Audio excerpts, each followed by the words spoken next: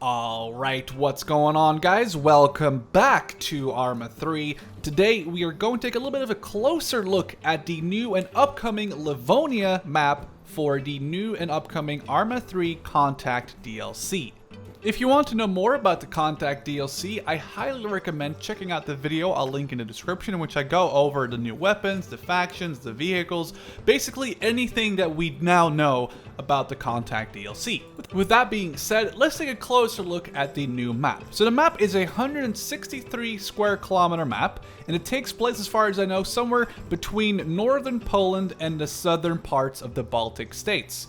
The map is landlocked, which means there's no water surrounding the borders of the map, and this honestly is really nice because it really makes you feel like you're in the middle of a larger terrain.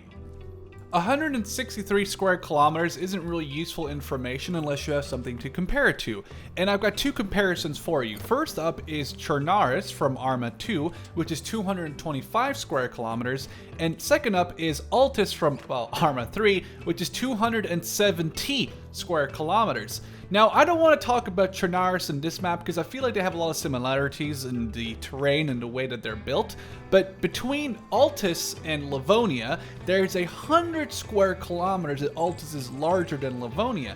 However, though the map is larger, I really feel like Livonia is a lot more detailed, it has a lot more going for it, and in the end, if I could choose between Altis and Livonia, even as a mission maker, obviously larger terrains means that you have more options to make missions on, I would still pick Livonia. Livonia is such a pretty map. It feels alive. The roads, the forests, the little cities that are around the map, even the bombed out ones have something going on. And that's not even talking about the creepy thing in the back of my mind that I keep thinking about. There's an alien going to be in this corner. There's something creepy going to be behind that tree.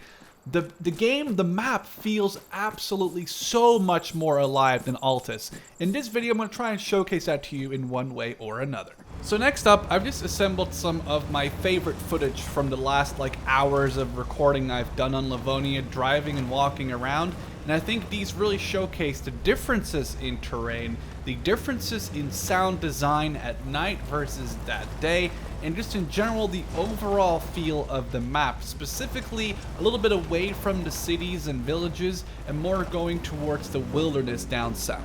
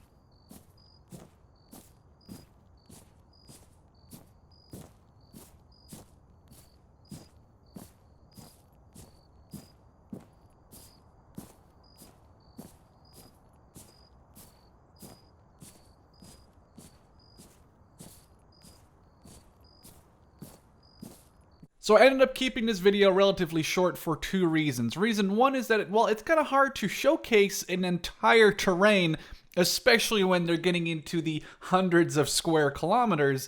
And also, I really feel like Livonia is something that, as much as I show you videos of it, whether it's me walking at night or driving during the daytime, or even some zoos battles, it is something that you have to see for yourself. I never thought that Livonia was going to be all that cool, and I wasn't really too excited about it, but now I've actually played it. All I can say is you should really check it out, and if you can't pre-order it, definitely get it when it comes out, if it only for the map, because the map is honestly the best part in this DLC so far. I'm going to leave you with the favorite screenshot available on the Steam store page, which in my opinion perfectly showcases how pretty this map can be. I hope you enjoyed this video. I'd love to see you on Livonia.